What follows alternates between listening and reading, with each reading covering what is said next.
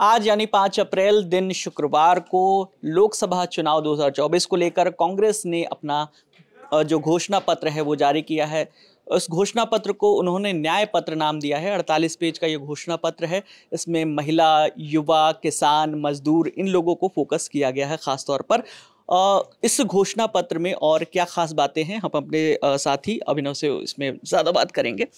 बताइए जी, क्या क्या इसमें खास बात तो यही है कि घोषणा पत्र का नाम अब बदल के न्याय पत्र हो गया है। और दूसरी खास बात यह है कि अब पार्टियां घोषणा पत्र पे जो है ना, लोग कई बार तंज कसते हैं, ये घोषणा पत्र में लिख देते हैं, पूरा नहीं होता ये।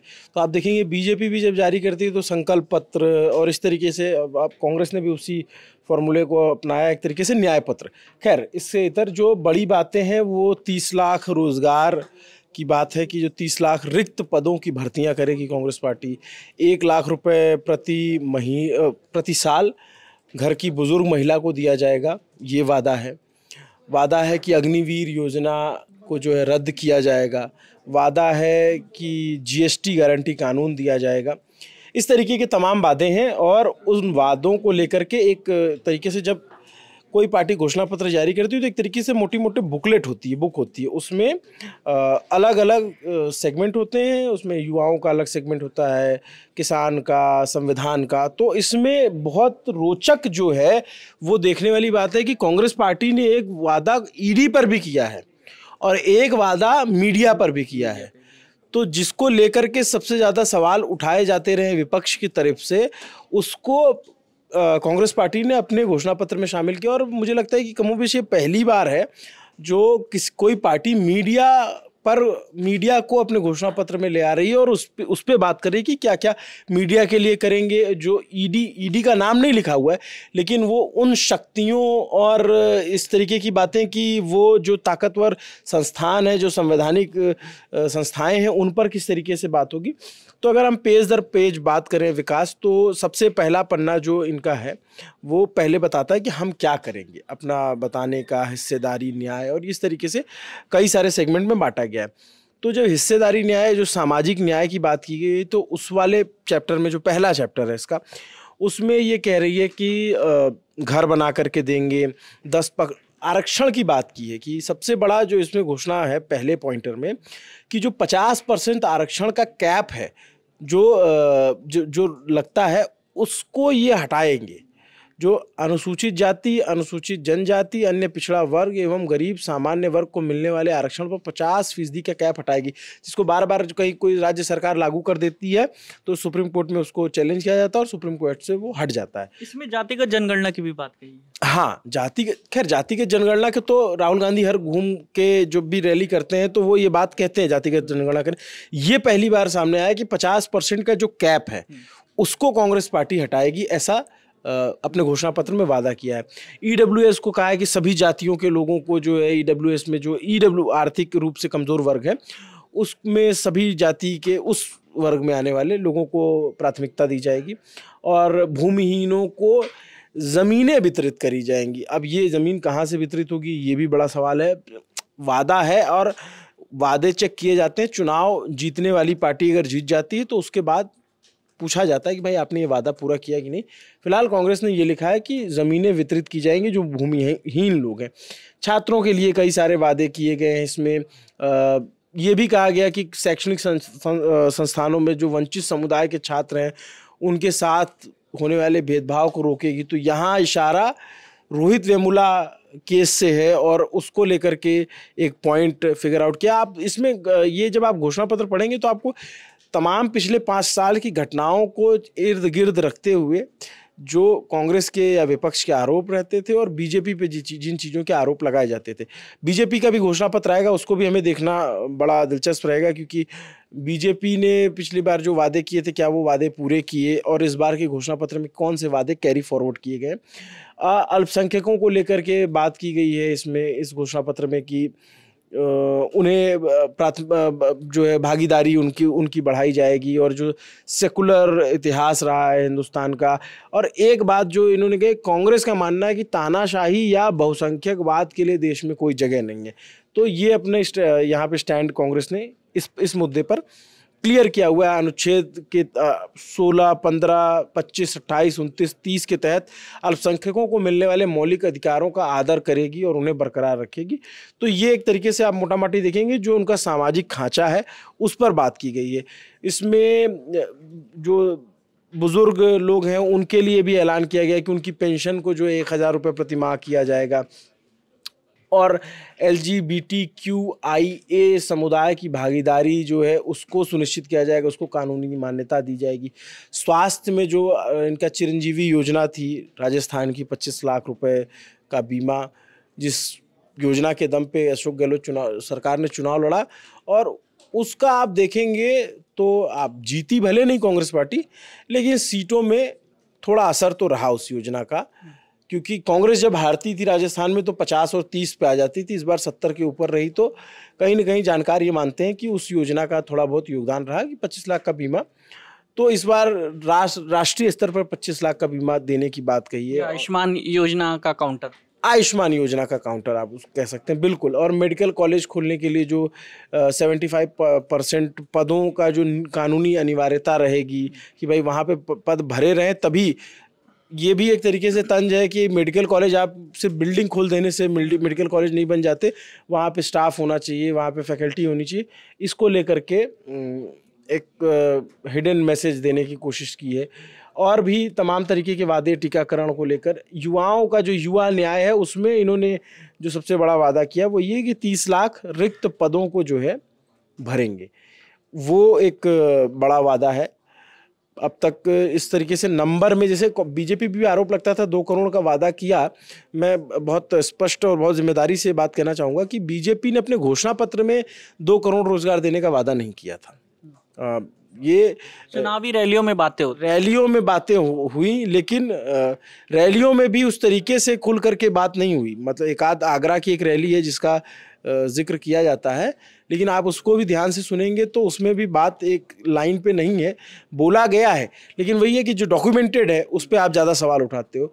खैर, लेकिन प्रधानमंत्री या कोई बड़े नेता कुछ बोलते हैं तो उसको भी लोग जैसे 15-15 लाख वाली बात, 15 लाख वाले जिक्र कि भाई 15-15 लाख मिल सकते हैं, मिल जाएंगे, अगर आएगा तो सबके खाते में जाएंगे। तो लोगों ने उसको एक बड़ा मुद्दा बनाया कि 15-15 लाख लोग 15-15 लाख रुपए खाते में नहीं है। बाद में गृह मंत्री अमित शाह ने कहा कि भाई वो जुमला था वैसे।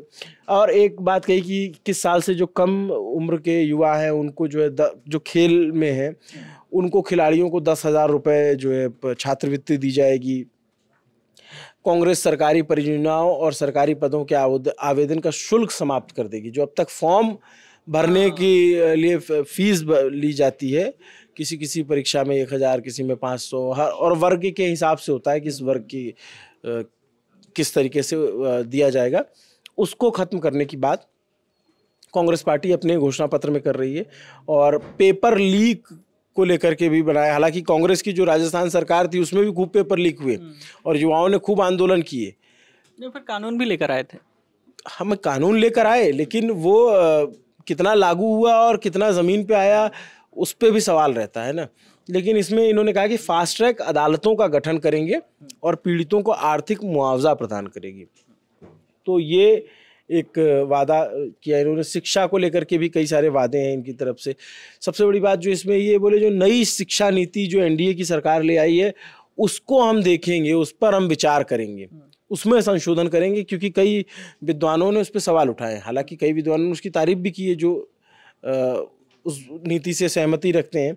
और भी आप देखेंगे तो बहुत सारे वादे हैं, मोटा मोटा हम पॉइंटर बताते चले। मतलब इन्होंने बड़े छोटे मुद्दे भी किए। निजी स्कूलों की जो फीस है उसमें समानता की बात कही थी कि कई जगह बहुत ज्यादा मुद्दा नहीं, बहुत बड़ा मुद्दा है। छोटे छोटे मुद्दे जो हर शहर के मुद्दे होते हैं उसको, मतलब अगर देखेंगे छोटा छोटा है, लेकिन ये तो बहुत बड़ा मुद्दा है ना कि भाई जिस तरीके से मनमाने ढंग से अस्पतालों, माफ कीजिएगा, स्कूलों में, जो सरकारी स्कूल हैं, निजी स्कूल हैं जो, और निजी अस्पताल भी वैसे ही हैं जो वैसे निजी स्कूल भी हैं कि फ़ीस ऐसी होती कि आप पूछिए मत। और कई बार आप देखेंगे मिडिल क्लास फैमिली के 50 से 60% हिस्सा जो है वो अपने बच्चों की पढ़ाई में चला जाता है, क्योंकि शिक्षा बीते सालों में कंपैरेटिवली बहुत महंगी हुई और उस पर कोई लगाम नहीं रही। तो उसको भी एड्रेस करने की कोशिश कांग्रेस पार्टी ने की है। खेल को लेकर कई सारे वादे किए हैं कि स्पोर्टिंग एकेडमी खोली जाएंगी, वही बात कि 21 साल वालों को 10,000 रुपये दिया जाएगा monthly. Sporting hero job guarantee लाई जाएगी। महालक्ष्मी योजना जिसकी बात कही गई कि कांग्रेस प्रत्येक गरीब भारतीय परिवार को बिना शर्त नगद हस्तांतरण के रूप में 1 लाख रुपए प्रतिवर्ष प्रदान करने के लिए एक महालक्ष्मी योजना शुरू करने का संकल्प लिया है। हितग्राहियों की पहचान सबसे ज़्यादा ज़रूरतमंद परिवारों की जाएगी। ये राशि सीधे सबसे बुजुर्ग महिला के बैंक खाते में स्थानांतरित की जाएगी। बुजुर्ग महिला के नहीं रहने पर इसे परिवार के सबसे बुजुर्ग सदस्य के खाते में स्थानांतरित किया जाएगा। ये 1 लाख रुपए सालाना, मतलब 12,000 12,500 रुपए समथिंग महीना हो गया। नहीं 12 कम 8 साढ़े 8,000 रुपए सालाना। तो उस लिहाज से देखा जाए तो अभी जितनी योजनाएं चल रही हैं, जैसे अरविंद केजरीवाल ने यहाँ दिल्ली में लागू की है, मध्य प्रदेश में शिवराज सरकार ने लागू की थी वो योजना, लाडली बहना योजना, वहाँ पे अब 1250 रुपये मिल रहे हैं। छत्तीसगढ़ में महतारी वंदन योजना। तो उस लिहाज से देखा जाए तो एक बहुत बड़ा अमाउंट दे रहे हैं इस सालाना। ये ऐसा ही अमाउंट का वादा कांग्रेस ने 2019 में भी किया था कि 7200 रुपये देंगे जब न्याय गारंटी और न्याय योजना के लिए। तो वादे हैं, पार्टियां वादा करते हैं। अब पब्लिक इस पे एतबार करती है या नहीं, ये बड़ा सवाल है कि इस पे पब्लिक एतबार करती है नहीं। किसानों को लेकर के जो इन्होंने कहा है कि स्वामीनाथन आयोग की सिफारिशों के अनुसार सरकार द्वारा घोषित न्यूनतम समर्थन मूल्य को गारंटी देगी। MSP जिस पे विवाद चल रहा है उसको लागू कराएंगे। और भी बहुत सारे इसमें पॉइंटर्स हैं। आप देखेंगे तो कांग्रेस बड़े गांव और छोटे शहरों में किसानों के लिए खुदरा बाजार स्थापित करेगी। बाज़ारों का जो उसको 3 वर्ग में बांटने का काम करेंगे कि APMC मंडी, ई चालान और डिजिटल बही खाते के ज़रिए तमाम चीज़ें की जा सकें। उसको लेकर के कृषि अनुसंधानों पे काम करेंगे। मछली पालन पे भी कई सारे इनका उसमें कहा कि डीजल जो लगता है, जो लोग मछली पकड़ने जाते हैं नाव में डीजल लगता है, उसको टैक्स से फ्री कर देंगे मछुआरों के लिए, जो ऐलान किया उसमें इस तरीके की मतलब ये क्योंकि मछली जो पालने जाते हैं, आपने कभी देखा हो बंदरगाह पे अगर गए हो तो उनका मेन खर्चा डीजल का ही है। वो 10 से 15 दिन जो है समंदर में रहते हैं, 1 हफ्ता 10 दिन, वो तो उनके साथ डीजल के बड़े बड़े टैंकर लेकर चलते हैं। अब उसका कैसे क्या माफ़ करेंगे, क्या लागू करेंगे, ये अपने आप में बड़ा सवाल है। और डीजल बहुत मात्रा में, हाँ बहुत बड़ी मात्रा में खपत होता है उसके। श्रमिकों के लिए कई सारे वादे किए हैं कि 2500 की आबादी वाले सभी। इसी में मनरेगा वाली बात, हाँ मनरेगा वाली बात ये है कि उसमें 400 रुपये किया जाएगा। मनरेगा का अभी जो 2023-24 का रेट है तो वो हर राज्य में अलग अलग होता है। जैसे अगर सबसे कम आप देखेंगे तो त्रिपुरा का है 226 रुपये, उसमें कुछ रुपए राज्य सरकार जोड़ के देती है, केंद्र 226 रुपये देगा। ऐसे ही सबसे ज़्यादा हरियाणा का है 357 रुपये। तो ये हर राज्य का अलग है। गोवा का ज़्यादा है, तमिलनाडु का ज़्यादा है, लेकिन उत्तर प्रदेश का 230 रुपये है, झारखंड का उत्तराखंड का 230 रुपये है, झारखंड में भी जो है 237 रुपये शायद, इस तरीके से 210 या उससे बढ़ाकर 228 हो गया था, और उसमें कुछ पैसे और जोड़ करके देगी तो ज़्यादा पैसे मिलेंगे। ये हिडन मैसेज है कि महंगाई बढ़ गई है। मतलब अब जो भी मैसेज 400 रुपये कर रहे हैं, इट मीन्स कि उनको भी पता है कि खर्चे उसलिए, मतलब वो न्यूनतम 400 रुपये की गारंटी देने की बात कर रहे हैं। आंगनवाड़ी कार्यकर्ताओं की संख्या दोगुनी करें। श्रमिकों के लिए भी बहुत सारे वादे किए गए हैं, मनरेगा वाली जैसे हम चर्चा कर रहे थे। और इसमें आप देखेंगे फोटो जो लगाई गई है वो झारखंड में जो कोयला लोग उठाते हैं उसकी फोटो लाई गई है। ये तस्वीर पतलामू या कोई ऐसे घाटी बोलते हैं उसको, अभी मैं शायद सही प्रोनाउंस नहीं कर रहा हूँ। तो वहाँ रामगढ़ ज़िले से रांची की तरफ लोग लेकर जाते हैं कोयला साइकिलों में ढो करके। ये एक तरीके से आप देखेंगे तो ये अवैध है। मतलब कानून की नज़र में आप देखेंगे तो भाई अपने से खदान से कोयला निकालना अवैध है, लेकिन आप देखेंगे तो ये रोजी रोटी का भी सवाल है उस इलाके के बहुत सारे लोगों का। तो इस पे भी कई सारे वादे किए गए। अब जो मेन पॉइंट है वो संवैधानिक न्याय का है, जिसमें कांग्रेस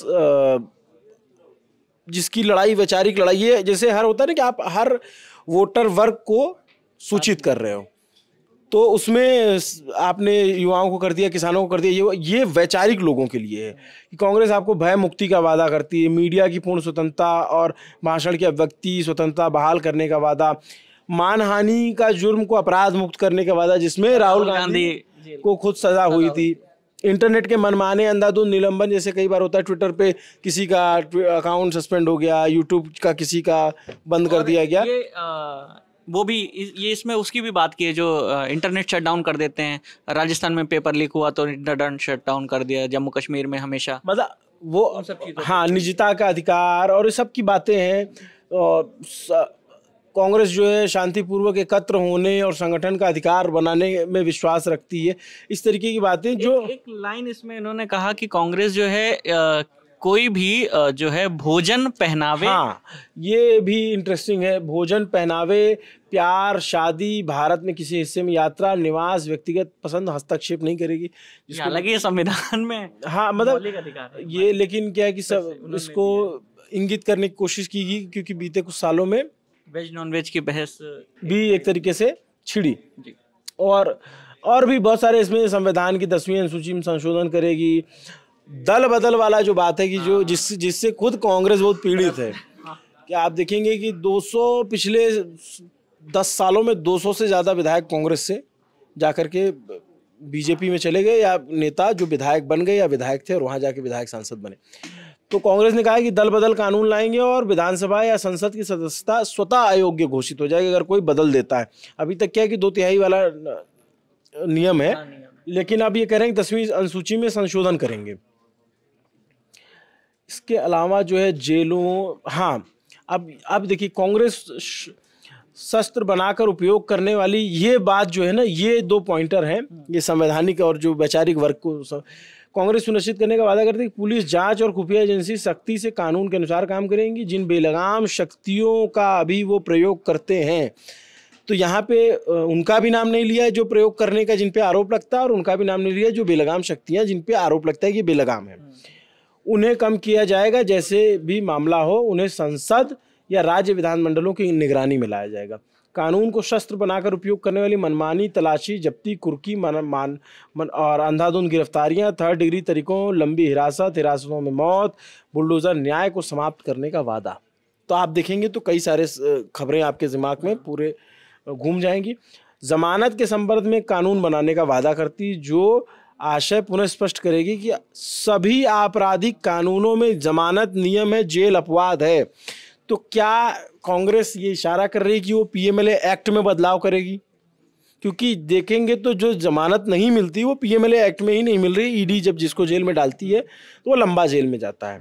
तो ये वैचारिक लोगों को कांग्रेस ने एड्रेस किया है। इसके अलावा मीडिया पर जो उनका घोषणा पत्र है कि कांग्रेस का हमेशा से मान रहा है कि मीडिया को दुरुपयोग को ठीक करने के लिए स्वनियम सबसे अच्छा तरीका है।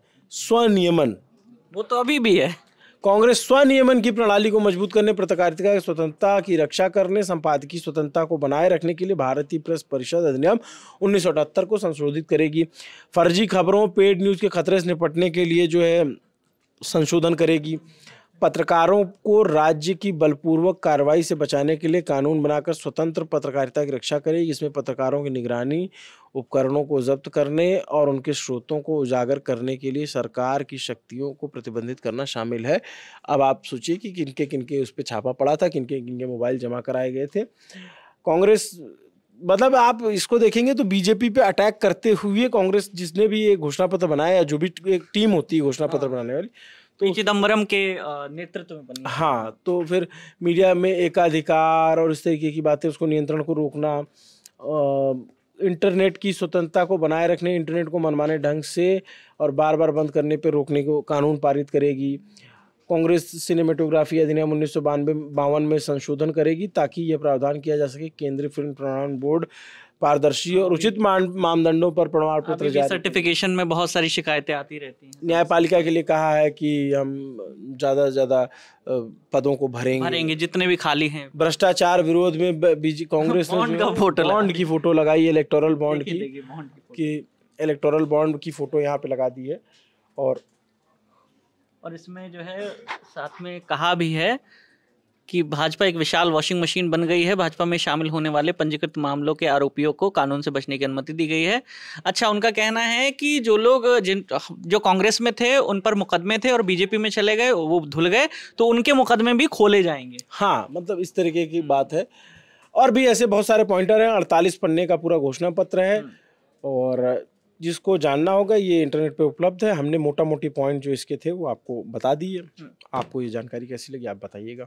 और जैसे ही बीजेपी का घोषणा पत्र आएगा हम इसी तरीके से डिटेल में बीजेपी के घोषणा पत्र को भी दर्शकों तक पहुंचाएंगे और दोनों का कंपैरिजन भी करेंगे। बिल्कुल। तो कांग्रेस के इस मैनिफेस्टो में जैसे वो न्याय पत्र कह रही है, इसमें मनरेगा के मजदूरों को जो है न्यूनतम 400 रुपये देने का वादा, जो महिलाएं हैं उनको सालाना 1 लाख रुपए देने का वायदा, अग्निवीर योजना को ख़त्म करने का वायदा, और जो रूटीन भर्तियां होती हैं उस तरीके से भर्ती करने, और ऐसे ही तमाम जो वादे किए हैं अपने इस घोषणा पत्र में कांग्रेस ने, वो वादे जो है उनमें गरीब, मजदूर, किसान, महिला, इन तमाम वर्गों को जो है केंद्र में रखा गया है। कांग्रेस के मैनिफेस्टो पर आपकी जो भी राय है हमें कमेंट सेक्शन में बताइएगा। कैमरे के पीछे हमारे साथी सचिन है, मेरा नाम विकास वर्मा है। देखते रहिए दी लल्लन टॉप। शुक्रिया।